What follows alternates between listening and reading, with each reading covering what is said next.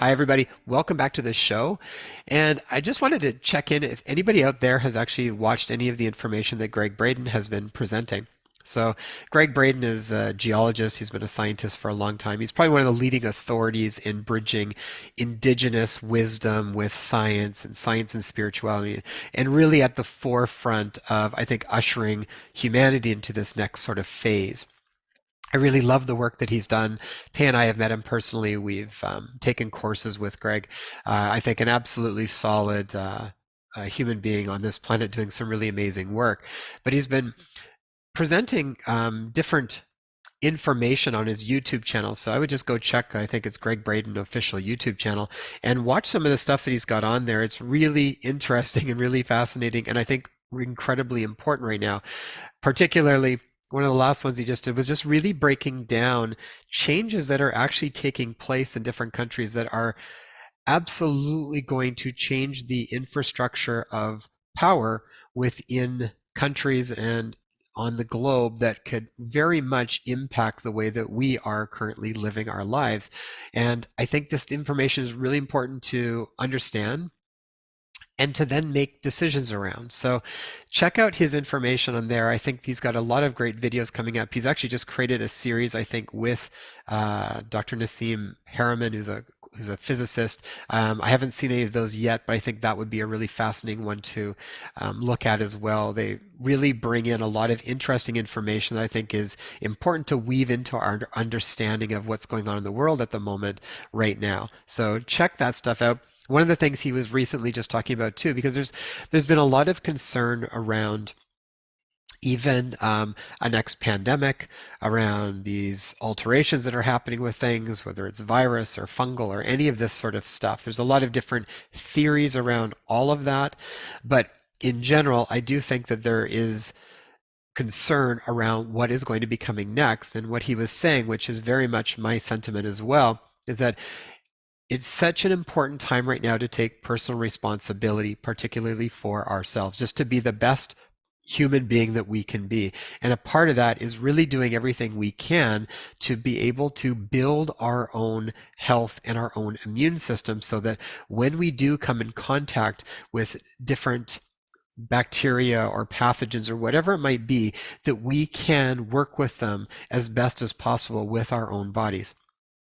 And he was talking about different people that he know that have started to embrace more indigenous treatments and support for colds and flus and all these types of things. So we are doing everything we can to start to create support for you guys as well. So that's why I wrote the book, my book that's called Nature Care Solutions, Reclaim Your Power to Heal. So check that out. It's on the website.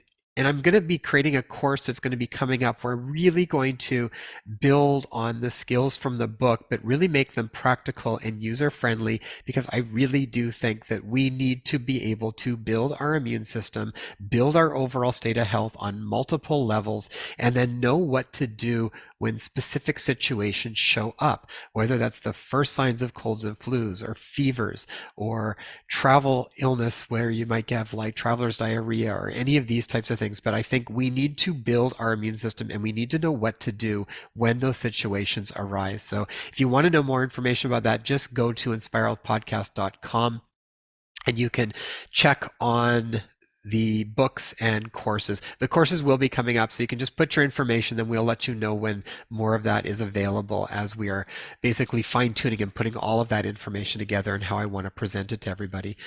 Um, so check all of that stuff out. The other thing that I have mentioned before, we have a free download that is accessing your heart's wisdom. That's a really important one that everybody should start to practice. It ties in very much with getting into that state that is going to start to actually optimize your immune system, lower stress levels, and in everything we've been talking about in this series on life, death, and beyond.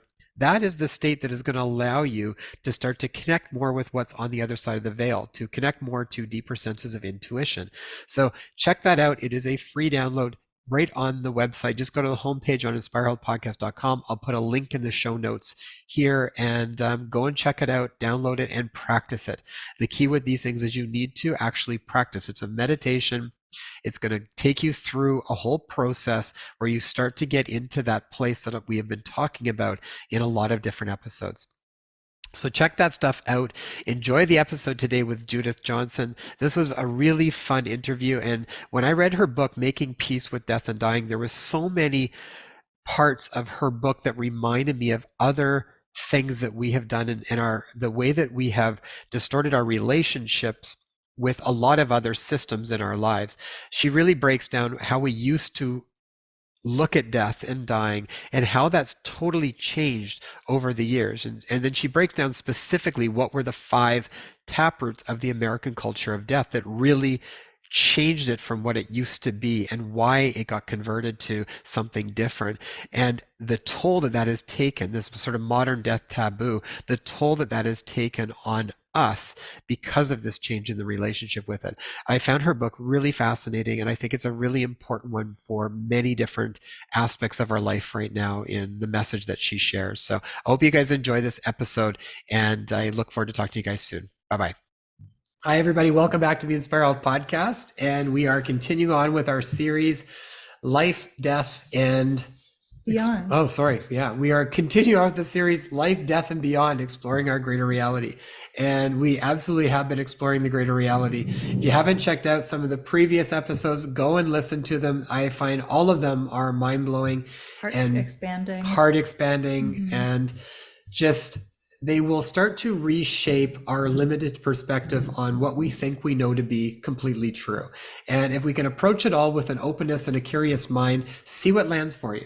See what lands for you. And if it brings a little more ease and a little less fear around this concept, then I think we're moving in the right direction.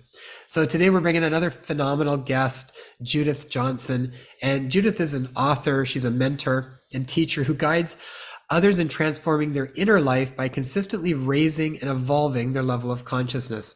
Her focus is to help others live their lives as a true reflection of their most treasured truth and inner wisdom. She's the author of Making Peace with Death and Dying, The Wedding Ceremony Planner, and How to Write Meaningful Wedding Vows. Judith has published numerous articles on spirituality, consciousness, relationships, and end-of-life issues, which she can access at her blog, which we will put the links to in the show notes. Judith, what an honor to have you on the show today. Oh, it's my pleasure. Thank you. I just saw here that you wrote the book on how to write meaningful wedding vows. And, when Tay and I got married, we actually arranged the entire thing ourselves. So we decided, how do we actually want it to be? We even got the person that we wanted to do the vows for us, who wasn't a minister, but we got her to actually come and do it and have somebody else to sign off. Of ours, yeah.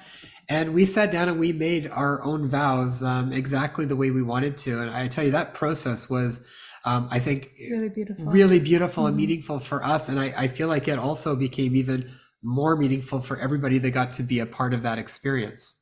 Absolutely. And it's funny that you mentioned that the importance of the creating your own language, if you will, and your own ritual, because that's what the other wedding book is. The Wedding Ceremony Planner is exactly that. It's for couples like you who say, we want to design our own ritual. And then the vow one I wrote because it became so clear to me that people don't even understand what a vow is, that a vow is a promise.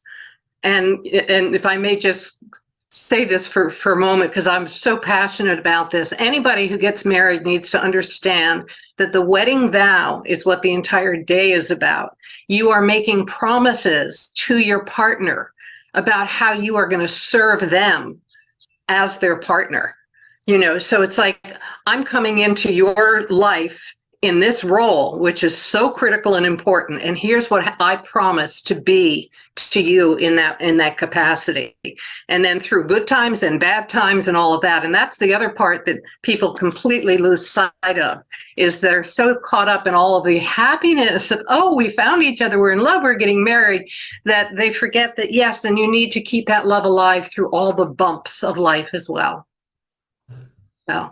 Well, it's really those bumps and rubs that have, I feel like, shown us a level of radiance, I'll speak for myself, within myself, that I don't know if I would have been able to access if it wasn't for a loving partner who stayed with me through the thick and thin. So it's been, I feel like most of us have incurred lots of challenges and troubles, through relationships, and it's only within relationships that we're able to even resolve those conflicts and challenges. Right. And also I find it so fascinating that so many of us live our lives like this. Don't keep all the bad stuff away from me. Just, only want the good stuff. And yet it's through the trials and tribulations of life that we really, really get the goodies. I mean, it's not like you should go out and run out into the street or anything, but it's like through those hard experiences that we can really excavate ourselves and really get to know the deeper part of ourselves and each other. And, the kind of love that has been tested is so much stronger than the shallow love of just good times. Yeah. And even the whole sort of only think positive movement, that sort of stuff is, I think, doing a disservice, because it's almost like we're not allowing ourselves the full expression of what's going on and the full feeling of what's going on, so that we can learn something from it, and then really then let that light up our own personal instructions on how we are going to change the way that we are living in the world, or what it's going to inform us with. Right. And you've just set up, the very underpinning of my book, Making Peace with Death and Dying, because everybody lives, treats, the reason I call it the death taboo is that people treat death like this elephant in the room that we're all going to pretend it doesn't exist and pretend that everyth's fine and we're going to live forever and be happy. No, that's not real, So it's so interesting when you can enter that territory and really digest it and really own it and live from a place of knowing that we are mortal beings. Mm-hmm. Maybe, Judith, let's jump into that then. Can you tell us a little bit about the death taboo and even why we have this death taboo? Sure. In the book, I reference that there are 5 deep taproots, I call them, of the death taboo. And I'll just go through them quickly. The first is the Black Plague, which took place in Europe in over a period of 4 years. And now that we've gone through our pandemic, we kind of have a reference point for a lot of death happening around us. But during the Black Plague, over a period of 4 years, 50% of the European population died. And so death was like in your face all the time. And you had a 50-50 chance of surviving. And it brought such terror and fear to people. And one of the things that you might, have you ever wondered, like, why people have so many, like in clothing and jewelry, you see skulls and crossbones and things like that. That symbolism all dates back to the Black Plague, because people used to make drawings of those kinds of images of death and put them on their clothing in an attempt to make death think that they're already dead, and so pass over them. Interesting. Okay, so that intense fear of 50-50 chances is part of the death taboo. Another important one is the polarized thinking that we have in our world. Yes, no, good, bad, right, wrong. And that's what we've done with life and death. It's like a baby's born. Oh my God, this is so wonderful. Somebody dies. Oh, this is a tragedy. So we polarize these two experiences rather than acknowledging each one of us is going to be born, we're going to live, and we're going to die. And so we don't know how to embrace the full range of the human experience. So that's, another part of it is that it keeps us away from being able to really totally embrace this, is by polarizing and having the opposites. The third one that I would talk about, the last 3 are really ways that we have caused death to be more of an abstraction in our lives. And the first is the birth of the funeral industry, where in the United States, for example, in the 1850s during the Civil War, soldiers dying far away from home. So they've started popularizing embalming to transport the bodies to their homes so the families could mourn and bury the dead. And all of a sudden, an industry grew of transporting bodies, and then, the whole embalming process, the making of the coffins, all having a funeral home. And whereas people used to die in the home, and there used to be a parlor room where the dead were mourned, that all got taken out of the home. And that similar thing happened in there's kind of good news and bad news. We have this great technology now in the medical industry, but what's happened is instead of people being at home and being sick and tended to by their loved ones, they get taken out of the home and put in hospitals where the friends and loved ones feel like strangers in a strange land visiting their loved one who's over there, and it's kind of scary and I don't want to catch it kind of thing. So there is that abstraction. And then we do the same thing with the elderly. With the elderly, we house them in group homes away from the family. And with all those aspects of sickness, aging, and death, we've become less prepared to deal with them individually and as families because the society has taken them outside of our daily life. Yeah, Judith, when I first went through that with you, it was really profound to me because I had just been thinking, I literally had just been talking to Taya around this with what I feel like we've generally done in a lot of ways around health and just this constant outsourcing of things. And I'm not saying that any of this is good or bad because I don't think of it like that, but I think it's information. And we're starting to see, like, did we go too far with stuff? Were the benefits of it now not so much benefits and more detriments, and we need to kind of find a way to pull it back? So like from a health perspective, we've really outsourced our health all the time. We're to the point that I don't think we really know how to manage much of anything on our own. That was the whole premise behind a new book on nature care solutions, was around the idea of reclaiming our power to heal, bringing us back and owning that again, and then learning some of the skills to start to manage it. Because in the process of managing it, there's a lot of healing that takes place, both for you and for the person that you're working with, whether that's your child or your elderly parent. When I was reading what was going on from your perspective and this sort of outsourcing of death, it really is profound, because you think of how many possibilities there were for resolving grief, for really processing what's going on. We were talking about one of Taya's friends before that had passed. Actually, one of my main teachers, he was a yoga Buddhist teacher of mine back in Toronto, and he passed. He had an untimely death, and his partner, who was pregnant at the time, as well as his brother, basically tended to him. So once he passed away, they had him at home, they washed him, they cleansed him, they did a ceremony with him, and it was very intimate. And when I heard that, I mean, I love having these conversations because I think what it does is it starts to plant seeds of what is possible, what level of healing, what level of intimacy is possible.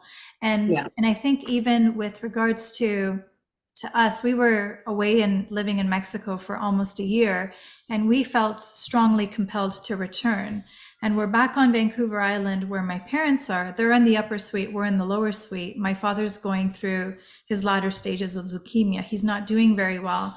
But through just being present in the home with them, interacting with them, there are stories that come up. There's interactions, there's moments of intimacy, there's moments of anger, there's moments of rage, there's all of it. But within the presence, we're able to work through and resolve and shed light on things that we wouldn't have had the opportunity to if he was at an old age home, or if he wasn't at a hospice, or if we weren't here. And our young kids, our 5 and 6 year olds, are actively in this process of being there. Sometimes if grandpa's not doing very well, they'll be massaging his feet or his hands, or we're all there. They're experiencing the reality of what's kind of taking place. So I just feel like they're really blessed to be able to have this experience firsthand, to sort of go through the whole process, and as we will keep moving and transition through wherever the process leads. Right. And you know, you use the word outsourcing and all, and when we were talking about some of the consequences of that, really we've live in a society that has so much denial around this area of this stage of life that we're ill-equipped to deal with it. And so to have the freedom and to do what you're doing and letting your children feel that this is normal, because it's normal. Death is normal. We're all going to do it, you know? And I think you know from reading Making Peace with Death and Dying that this book is the fulfillment of a deathbed promise I made to my mother.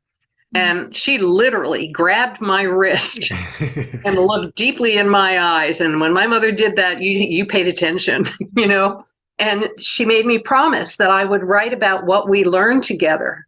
And because she and I shared a home the last 9 years of her life. So from age 80 to 89.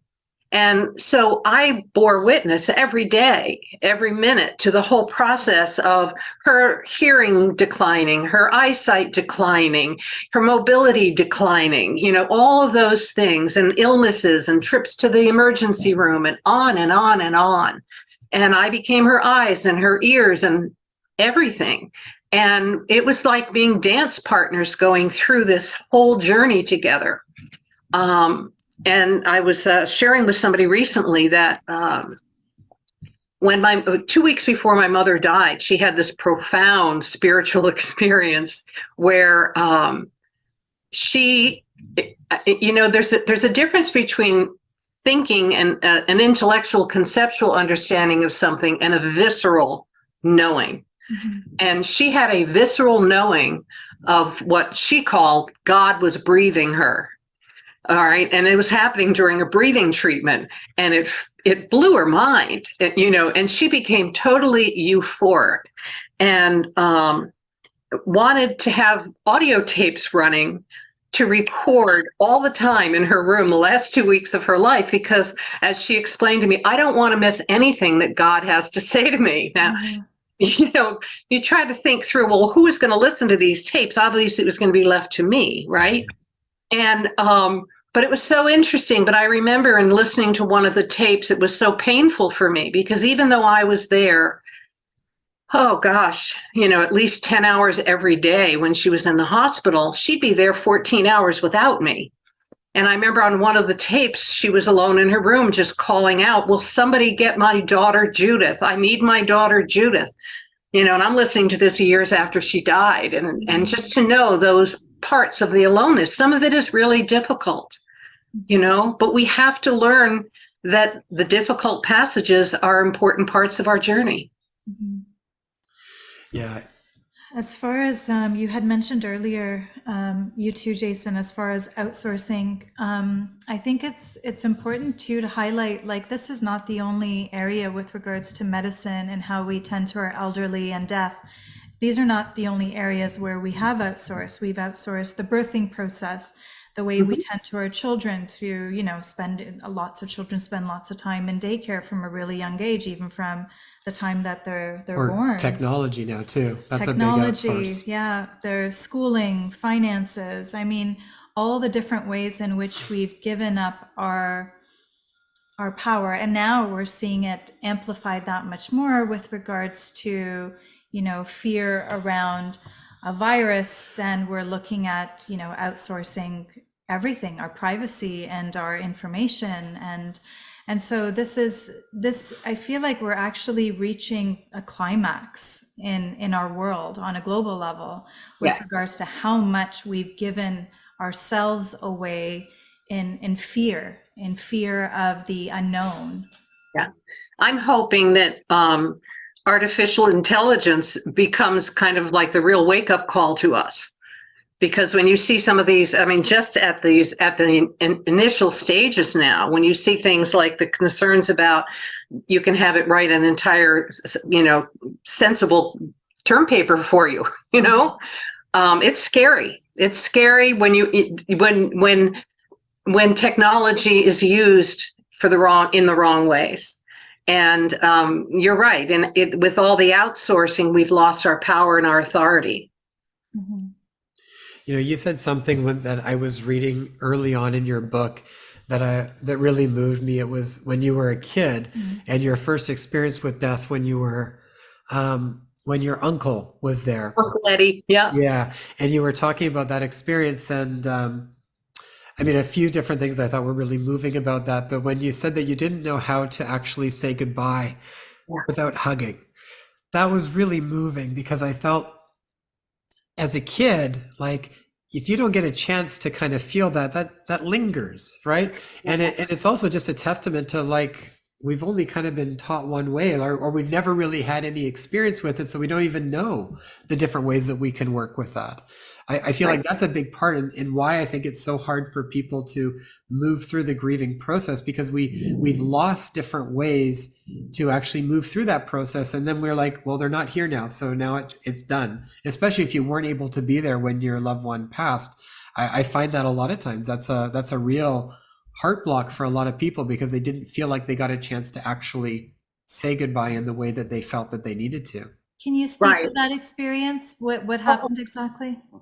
Well, when Uncle Eddie died, Uncle Eddie, and from a child's point of view, I mean, if from he was always a part of my life as a very young child, and I was always fascinated by his index finger had a nail that grew over the top to the other side, and to me, it looked like a parrot's tongue, you know, and it fascinated me. That was Uncle Eddie. And in his coffin, they folded his hands with that out of sight. And I was obsessed with wanting to reach in there and pull that finger out because that was Uncle Eddie. Mm. And they hid what was to me him, Mm. you know? And it's so hard. But this is part of the reason why I included in the book the section about talking about death with children at different age groups and what's appropriate and what isn't, because we have to learn how to bring the reality in not only to our adult lives. I mean, I as a chaplain in the hospital, in my local hospital, I'm appalled at how many times I see kids sitting in the waiting area on the floor, you know, kicking the chairs and being alone there while the parents go in to visit the dying person and they don't bring the child in. And also how many times I see grown adults, supposedly loving people, come into the home, to the room of somebody who they know is dying, and they'll say, "Oh, your color looks good today." It's such denial. Instead of coming in and saying, "Can I just rub your hand? Can I just hold your hand?"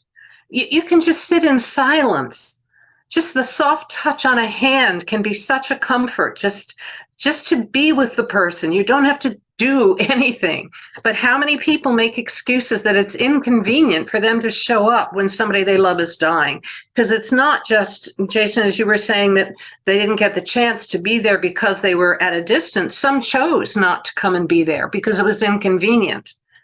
You know, and again, pardon me, I do have judgment on that. I think it's so important to do. But I have judgment, and yet I have tremendous understanding because we are so blocked in this area, you know, and this is how it shows up. Yeah, I think it has a large part to do with, like you had mentioned earlier, a denial of all the myriad of human emotions that we have there to experience, and we don't know how to process them. So then we deem certain things, certain emotions as being positive, certain ones as being negative, whereas we can just experience the whole current of it and allow it to move through us. We're kind of starting to pick which ones we feel are good and which ones we feel are bad. I remember as you were speaking of that, our very first pet dog, Jack Russell, Geordie. I was at university. I was actually going through exams, and I received a call from my brother at the time. And our Geordie wasn't doing very good. He was 14 years old, and he had some health issues. And my brother called me at the time and said, "Dad just took Geordie to the vet, and I don't think he's going to be bringing him back." And I remember specifically, even now, I was walking down the hall in university, and I said, "What do you mean?" And he said, okay, I need to tell you the truth. Dad took Jordy to the hospital or to the vet, and he's going to be putting him down. And I just broke down, and I said, but why? I was just walking down this hallway, weeping, saying like, well, but why? But why? Why was he doing? Why would he do this without consulting with all of us? It should be a family decision, and. And ultimately, after a few days, I came to the realization that in my father's eyes, he was trying to protect us. He was trying to take the burden of hurt and pain and sadness and grieving away from us. And he went and did, something very hard for anybody to do on his own. But that doesn't negate those emotions from having to be processed. It just, I feel like you were mentioning, it lingers. It's kind of floating in there and not being addressed and not being processed out of the body. But I think we really need to. One thing that we have done in our family, we have chickens, we have pets, and a few months ago, one of our chickens was actually picked up by a hawk and taken. And so we grieved with the whole family, with the children involved. There are robins that occasionally hit our glass more than twice, the poor things, and end up, we see them, we see their bodies on the ground. And so we check in on them. And if they're not doing well, again, it's a family affair. Let's go out, let's create ceremony. How do you feel? And then we create a sanctuary of a space for all those feelings and emotions to be processed and cleansed through that coming together. So I think what you're doing and what you're sharing is so important. Well, thank you. And as I was listening to you, I was thinking about how many things, particularly parents, do in the name of love. In an attempt to, as you're describing, to protect the child from having the bad feelings. And that in and of itself is part of the problem, is that we have to learn how to support the child in encountering the reality that birds die, flowers die, that death is real and it's normal. It's not something to be avoided. You can't get enough plastic surgery to stop it from coming, And I think the more that we embrace it as a reality, the more that we learn to really understand how precious life is. We can't really get to the preciousness unless we embrace our mortality. Mm-hmm. And that's having real tangible experiences with things.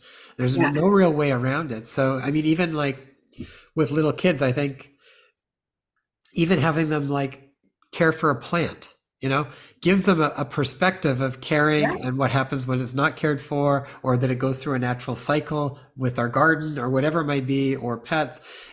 They get a firsthand experience with things. So even if it's on a low level, they're experiencing it, and then they experience a little more. And it's like, it prepares them in different ways for when you do have more significant loss that can take place, that will take place. And also in terms of gardening, if you think about annuals versus perennials, it's a great frame of reference to introduce the concept of reincarnation. Am I Judith Johnson here just this one time, and that's an annual?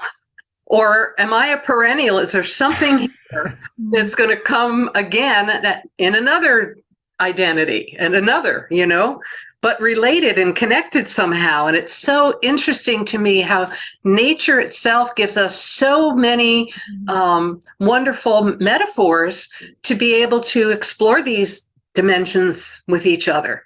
And to really reduce our fear. And I want to say something about fear, because, fear and avoidance is really what we've been taught about death is, oh my gosh, keep that away from me. I'm afraid of it and I don't want to experience it. And fear, there's a wonderful, what do you call it, an acronym, that fear is a fantasy expectation that appears real. So, or false evidence that appears real. And so what you're doing is you're looking out of the present, out there, and you vacated the present moment in fear. That's part of the problem, is that when we're afraid, we're not here. Or there trying to stop something that we imagine might happen. And we don't get to experience now. And instead of breathing in, and it's like you've given such beautiful examples with your children and the chickens and all of that, about breathe into the experience, and this is happening, and here's how we deal with this. Yeah. Well, it's so much, it's like to create that transition to take place means, as parents, we have to be okay to stay with these uncomfortable places so that we can then create a space for our children to have that more normalized, so that then the next generation passes on to really have a transition with it. Because if we don't become okay with it, I mean, we've talked about this example before, but I feel like we're so uncomfortable with emotions. And whether your child is like, crying, and the first thing someone's trying to do is give them something to eat to make the pain go away, or give them a present or something. And it's like, let them have the experience of it starts, there's a middle, and there's eventually an end. They've gone through literally like a life and death process of that emotion. That in itself, I think, prepares people for these bigger events that are going to take place. They know that they can, and there's a knowing then that they can go through it, right? Otherwise, I feel like it gets sort of like abrupted in the middle, and they never get the feeling that it can actually go away without something to try to distract it away. Mm-hmm. Mm-hmm. And it's part of that business about trying to prevent the child from having an unpleasant experience. We need them to learn how to have unpleasant experiences, because life is full of them. Yeah. So Judith, which are some of the different ways that this death taboo has sort of had its toll on the individuals? I know you've got in your book, you talk about 10 of them, but what are some of the real big ones that you think are really important? Well, I think living in fear is really important, okay? And being ill-prepared, both spiritually and practically, for end of life is enormous. In fact, I have a series of webinars that I'm doing now based on my book that really address how to prepare, how to be real about this aspect of life. And I just want to share one aspect of that I'm really enjoying personally is I kind of had, I had my will, my power of attorney, my healthcare proxy, these major documents that everybody should have. But they would go out of date. Somebody was no longer the right person to serve in that capacity, and I wouldn't get them updated. At least I had them, okay? But a lot of people, like only a third of Americans have a healthcare proxy. Only a third have a will or a trust. And these are people that have houses, have millions of dollars even. They don't have the documents that say what happens to my stuff, or what do I want to happen to my health care when I can't take care of that myself? And that's so critically important. And for me, the pivotal moment in really embracing what it really means to prepare is I started looking at it in a completely different way. Instead of looking at it as legal documents and things, I started looking at it as imagining that somebody is putting a key in the door of my home and I'm gone. I've died. And the person who I have assigned, my executor, is putting the key in the door. What are they going to find? What are they going to find? And, I have, hold on a minute. This is my famous this is my green book. I have every legal document here of my life that's important for that person to have. I have all my book contracts, I have my birth certificate, I have everything, my will, blah, blah, blah. And I have instructions like, how do you take care of my cats? Everything. I have a bunch of spiritual materials that are for personal use only that have to be destroyed. So I have everything laid out in there. So I see it as an act of love now, rather than anything else. It's not like, oh my God, I have to do this. Oh my God, I have to do that. It's as an act of love. I want it to be as easy as possible for that person. Yeah, that totally changes the motivation behind it, right? It does. Rather than not wanting to do it, it's something that now you're actually inspired to want to get done. Exactly, because it's an act of love. You want to express your love for that person who's graced you with the willingness to serve in that capacity. I mean, that's a big job. Yeah. That's a big job. One of the guests that we had on this series as well, Joe, he was talking about, when I've traveled from this place to this place just today, and I organize, where am I going to go out to eat with my wife? Where are we going to go and visit? What places are we going to go for main attractions? And he said, we typically give lots of thought and planning to these things, but when it comes to our end of life, nobody wants to touch it. Nobody wants to talk about it. And it's something that we have to look at. And this is why we're having this series to, even in addressing the fear that people are stricken with, and even speaking to people with near-death experiences and metaphysics teachers, and talking about what it actually is to transition and go to the other side, what it looks like on the other side of the veil, what the feeling is like. So we're having all these wonderful conversations, with yourself included, to address a lot of these unknowns so that people will have a greater sense of ease around this process of life and death, because like you said, all of us are going to be going through it. No one is exempt. Yeah. There's two more of the costs that I would like to specifically address. One is emotional isolation. Is that this business, like when I said before, the example of people going into the loved one's room and the loved one is dying. Oh, your color looks good today. That is an example. Because if you're there lying in the bed dying and somebody you love says that, in your head it says they can't handle having a real conversation, so I'll just smile. So there's a communication so beyond words that happens. And if we can come in, and I remember I would go in with my mother and I'd say, I have no idea. I can't imagine living without you. I mean, and then I'd have times where I would just be moved to say to her, I want to make sure that you know all the reasons that I am so grateful that you were my mother, and I talked to her about how I felt. I asked her, what does it feel like to you to know that you're dying? What's that like? How can I make this experience better for you? What do you need from me? Do you need to have some privacy? Do you need me to stay away? Do you need more of me? Do you need less of me? You want a wet washcloth on your forehead? We need to communicate. We need to break the silence. And this is particularly important around the issue of doing end-of-life planning, because I have so many clients who I work with on this topic who will say, oh, but I tried to talk to my children about the fact that who we were choosing to have be executor of our estate. And they were like, ooh, that's gross. Don't talk to me about that. I don't want to talk about that.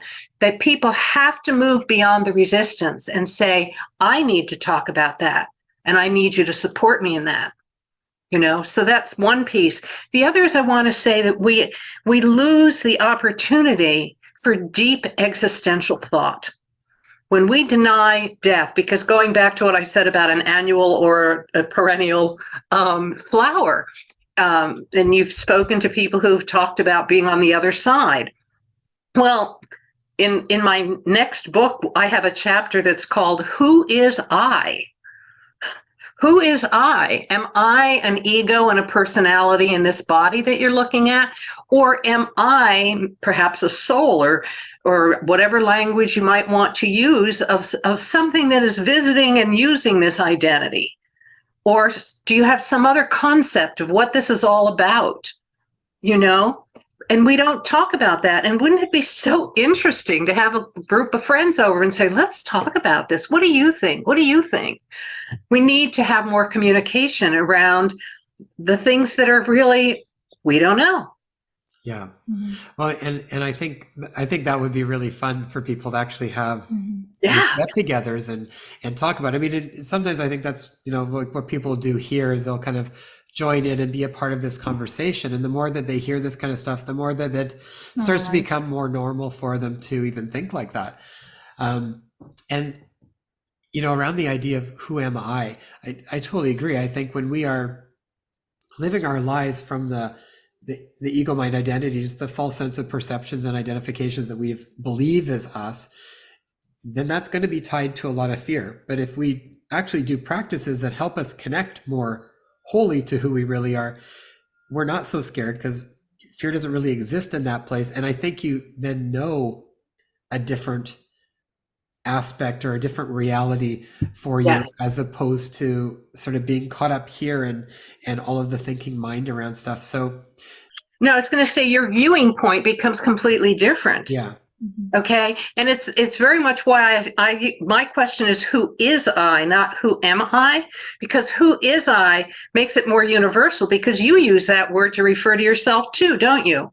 You say I this, I that. We all use this word I. Well, isn't that interesting? Yeah. Are we talking about something that's the same, and yet we focus on the differences? When, I this, and I have these degrees, and I have these experiences, and blah, blah, blah. But who is I?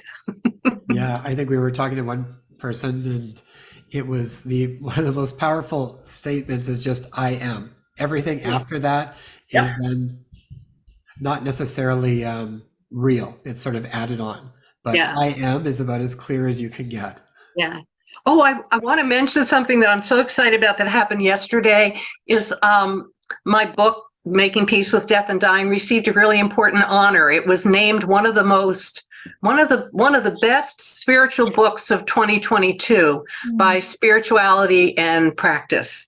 Wonderful. That's Congratulations. wonderful. And I was so excited to have, because it's so hard to, particularly with a book on a topic like death, to get people to read it and to see its value.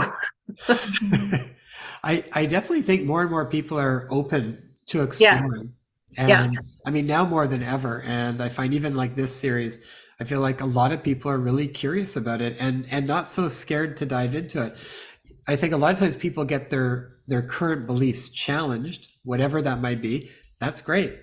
Challenge your beliefs, see what lands for you, and ultimately pull it back in and see what it feels like for you. But I think this is all really fun exploration right now. Yeah. So Judith, how do we then start the process of transforming our relationship with this taboo of death? What are some of the big things that we can start to do to work with it? Because I can hear some people going, well, okay, I have to outsource that because I work 50 hours a week and I don't have time for this. And like, this is where I think a lot of times why the outsourcing even starts and persists is because we don't have time. So how do people start that process of, almost reclaiming a little bit within what's going on in their life? What's required? Well, for one thing, and I will challenge the statement of I don't have time. I was hired to do a workshop for a group of young corporate executives, and actually they were business owners. And one of them was a woman who had she was president of her own company. She founder and president of her own company. She had 3 children and a happy marriage, and her best friend was dying. And every Thursday she spent with her best friend. It was our time from her, for them. And that gift of time was not just for her friend who was dying, it was for her. Okay. And to keep the friendship alive. I understand that, yes, time is a challenge, but you can always pick up the phone and call. You can, find ways to send cards. There are lots of ways that you can get the message across from yourself to your loved one that says, I love you. You matter to me. I am with you. Okay, that's one thing. Another is talk about death and dying. Open the conversation. Say to your family, it's so weird. We never talk about this. One of the oddest things that has happened is, have you heard about death cafes? No. You have to go to a death cafe. Just go to deathcafe.com and you will find some that are going on in your area. I mean, I have a statistic. Hold on a minute. Where is it? The death cafes. I don't know. Oh, here we go. This was since 2011. There are more than like 14,000 death cafes have been held in 81 countries. And the whole concept of it is the following. People sponsor them, and they have a particular format. You get together with total strangers and you eat cake, have a cup of coffee, and talk about death. And it is the most amazing thing. The first time I went, and they usually break you up into like tables of about 6 people. And it was so profound. The conversations that you will not have with the people that you know closely, you will have with a total stranger. It's easier. And so once you start doing that, or make up a death cafe yourself or something, or get your friends to open the conversation. Just be brave. That's one of the most important things, is open conversation and start exploring how odd it is that we behave the way we do. And another thing to do is make some commitments with your loved ones. Like if you are a couple who really don't have their affairs in order, make a promise that, 1 hour a week or something, or 20 minutes a week. I don't care. If whatever your time constraints are, make it a priority, a consistent priority. You don't have to do the whole thing at once, but spend a half hour a week on it. And you'd be amazed how fast you can get some important stuff done. Yeah, I think that sounds, I'm going to check out that death cafe. I think that sounds really interesting. It's so true, though. You have a lot easier time having these types of conversations with people that you don't know than we do. Yeah. I swear that's probably why Mother Teresa said, start at home. It's like, it's the hardest place. And if you can make changes there, it's like, there are probably very real changes that we can start to do. I think questioning time is huge, Yeah. because I think we use that as a chronic excuse for almost everything. Yes. And part of this process, like when we were even talking earlier, when we were connecting more back to that question of who is you, things change. You don't have to make it change so much. I think what your priorities are start to naturally rearrange, because you just see your life and experience it a little bit differently. So then I think those things start to rise up a little bit more as meaningful. This is why on my website, on every page, it says, love is our first and most sacred priority. And I really believe that so deeply, is that when we focus more on the quality of being rather than what am I doing, and we spend so much time doing, and we have these to-do lists. We don't have to-be lists, we have to-do lists. And when we even just shift that thought, how am I being? What state of consciousness am I in while I'm washing these dishes? Am I resenting that I have dirty dishes to wash? Or am I allowing myself to experience, I'm so happy that I'm getting this plate clean? Now, that might sound stupid to some people, but it really changes the quality of your life, the quality of your inner life. And I think that's another piece of this, is to stop looking out into what you're accumulating and what you're doing outside, and look in. Just start turning inward and paying attention and observing, what is the quality of my experience? Yeah, I think what you're drawing attention to, death and dying naturally brings awareness to the futility of all the things that we typically pay so much attention to, or entertain ourselves with, or distract ourselves with within our everyday life. And I think when people are, as we're hearing at this end, are having experiences with loved ones dying, or quite a few of them are even having untimely deaths, whether it be a sister, a partner, or even children, then it kind of shakes them up to a point that they're really trying to then investigate, well, what does that mean? What is the meaning of all of this? What is the purpose of all of this? And then they start to naturally get more inclined to investigate these topics on a deeper level, and ask start to ask these existential questions as well, because the day-to-day life that they have known up to now, it just seems way too superficial. It doesn't have the depth and meaning that they feel like it needs to have when you're coming face to face and having intimate connection with the death of someone that you love. And or just even the decline. It's like I spent 9 years with my mother in her decline. And I have to say that it was the hardest thing I've ever done in my life and the most rewarding. I have never experienced the quality of intimacy with another human being that I had with my mother while she was dying. Because what happens is you kind of get catapulted beyond the BS that you would otherwise think is important. And you come to this place of, I love you, I'm so grateful to have you in my life. You get to the level where you can actually say that and experience that and live in that while somebody's dying. And I have to say that it was a level of intimacy that was extraordinary, and it was worth every painful moment. Mm. It really was. That reminds me a little bit of that book, Tuesdays with Maury. I don't know. It was like that, him going through that experience with his good friend going through ALS, and just the whole being there, showing up for that whole process.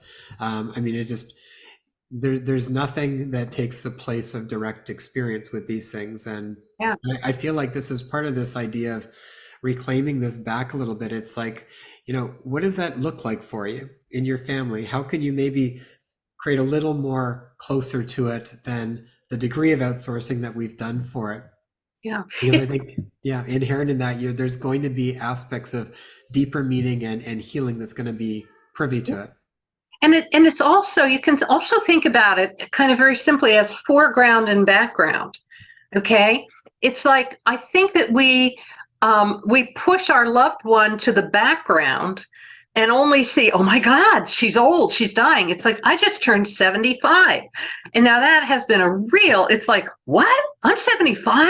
Oh my God. It's like bringing a reality present in my life that I never had before, because I've never been 75 before. And it's I'm old. and to really experience that, it's like, well, what should I be paying attention to that I haven't been? Mm-hmm. But with the foreground and background thing, I think it's really important that what happens is when somebody we love is dying, or let's say, like a few years ago, I was diagnosed with a form of leukemia. Okay. So it was shocking. It's like, me? Cancer? No, not me, and you do this thing, but it could be, I could have obsessed about it and had that in the foreground all the time, but I do what I need to do about it, but I keep it in the background and keep me and the me I love in the foreground, and also embrace now leukemia is part of who I am. Now being 75 is part of who I am. So, it's like we get so afraid that when somebody's dying, we only think of the dying. We don't think of, well, this is the person I love. Let me keep the love present, Yeah. Judith, you had mentioned a little bit about children before, and sort of like even timelines on what to bring them. I'd be curious to hear a little bit about that, as far as maybe just a bit of an overview of what's sort of appropriate and some ways of navigating that with children. Well, two things. One is that it is laid out in the book in terms of specific age groups, and I don't have that all in my brain carried around with me. But I think that what's very important is not to be afraid to let the child, it's like what you've been doing. It's not to be afraid to let the child know about death. There is no,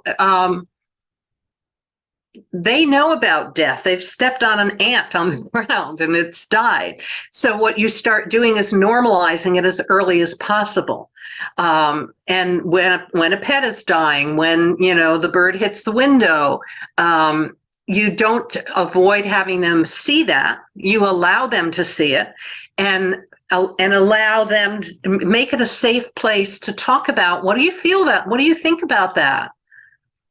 You know, understanding that they don't have the vocabulary, they don't have the verbal skill to articulate their feelings, and they might act out. And so you pay attention to, how do they act out? Okay. You know, it's like, I don't think when my Uncle Eddie died, I don't think my mother even knew that I went through this trauma about his finger. You know, people don't seem to have the skill of that. But pay attention, help the child learn how to put words on their feelings, and to share their feelings, and to know that it's okay to have sad feelings. And sometimes have them, you know, if they're of the right age, have them draw pictures to express. If they can't do it in words, let them do it in pictures. Mm-hmm. Yeah, I love that. And I think just be there. You know, the more that we're comfortable with it, the more that they are able to be comfortable with it too. Yeah, it's that safe space. It's when the space is safe, and it's not like, oh, we're talking about death.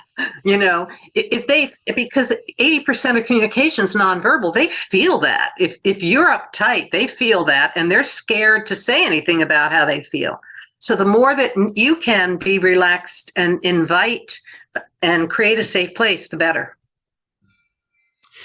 Judith, I know we're finishing up on time here. I'm just wondering, is there any, we covered lots, your book goes, I mean, it's so well organized. It just really takes you through the key steps and then what we need to do to basically transform. And you kind of go through all of it really it's a really easy book to get the information that you're wanting to get through. And you've got key exercises. I like that you've got exercises through that people can actually do. So it makes it real and tangible, and you're applying it. Oh gosh, thank you for bringing that up, because I intentionally, my books are always a little different than other books, and that I always include exercises to do, because we learn most through experience. And so I can talk till I'm blue in the face, but if you just would, you know, write your answers out to these questions, or do, you know, this experience. I would say some of them are to have conversations, things like that, having conversations with loved ones about death, and to really explore your own fears around death. What do you think of when you think about your own death? Take the time to think about that. What comes up for you? And what could you do to ensure that those concerns are taken care of? I'm not thinking of a specific exercises that I have in the book right now, but they're all very carefully placed throughout, so that I present concepts, and then I give experiences for people to go into.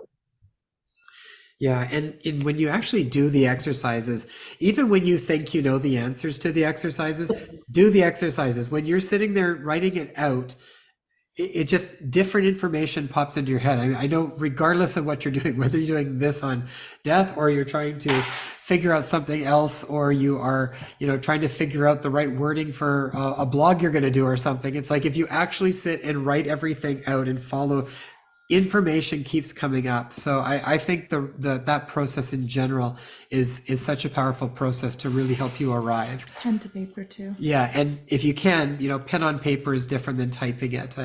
It accesses a different part of the brain. It's going to access a different part of knowing within you. Judith. And also, let me just say one more thing on the exercises. I also encourage people to do them with a friend, like read the book together, like as a couple, or you and your best friend, pace through it together and do the exercises and talk about what came up for you, because that's another way to have another person bear witness to what your truth is. Yeah, absolutely. Judith, in closing here, any final words of wisdom, any final words you have around death, dying, and living that you would like to impart on the audience? I would just say, don't let the fear of death get in the way of loving somebody right through to their last breath. And that includes yourself. We are all going to age and die. Embrace the journey. Don't try to avoid it. Embrace the journey. It's intentional. And each step of the way has different lessons for us to learn. I remember, I'll just share this in closing, is that I had a moment in my own process where I was explaining to somebody, and I used this gesture earlier, that I used to live my life like this. So if I can just keep all the bad stuff this far away from me, I will be okay. And then I all of a sudden looked and I said, oh my God, no wonder I have carpal tunnel syndrome in both wrists and bone spurs in both shoulders. Wow. I made the mind-body connection, and to realize that our thoughts and feelings are our thoughts physiologically felt, okay?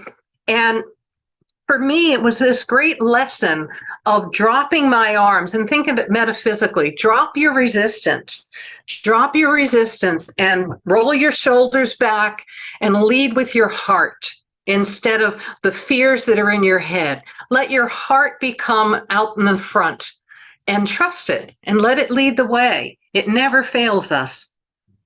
That's such an important part to finish up with. I think that we navigate our life so much from our intellect and logical thinking, which has a place, but there's an aspect of information that I think well transcends that, and that's when we can tap into the wisdom of the heart and the heart knowing and that intuitive knowing that we get, where we get that full body experience where we know. And I mean, it's funny, we just put out a free meditation that people can download on inspirehealthpodcast.com. Just scroll down, it's called Accessing Your Heart's Wisdom. It's a meditation we did to help you get into that state and then ask yourself questions and see what the answers are. They're usually very different than when we ask ourselves before we're in that state. So yeah. Judith, that was beautiful. Where can people learn more about your work, and where can they access your book and anything else that you've got going on? Sure. Well, if anybody's familiar with Linktree, I'm there. You can get to that from my website, which is judithjohnson.com. My book is available anywhere. Obviously Amazon is a great resource for it, but Barnes and Noble, any of the online bookstores. And I love it when people leave reviews. Please, if you like my book, leave a review. But Linktree is always there to give you links of all my social media. You can find me on YouTube, you can find me on Instagram, etc. And those links are always there. I also have a newsletter that I do that keeps people informed of when my next webinars are coming up and things like that. So do sign up. I have some goodies that are for free on my website. So go to judithjohnson.com and you'll find out all about me. Beautiful. All of that will be in the show notes. And yes, reviews are important. They make a big difference. They also get people to kind of connect back to it. It opens up conversation too. So if you do read the book, then leave a review. It makes a big difference too. And even being able to get the books out and the content out to more people. So likewise for the show, if this information is valuable, leave a comment, share the episode. It helps us get this message out into a much broader way, especially with the algorithms are not always hospitable for this type of content. So sharing it is the fastest way that we can get the message out. So yeah. Judith, thank you so much for the wonderful work you're doing and for joining us on this series. This was really wonderful. Thank you. It's a pleasure to be with you too. Thank you, Judith.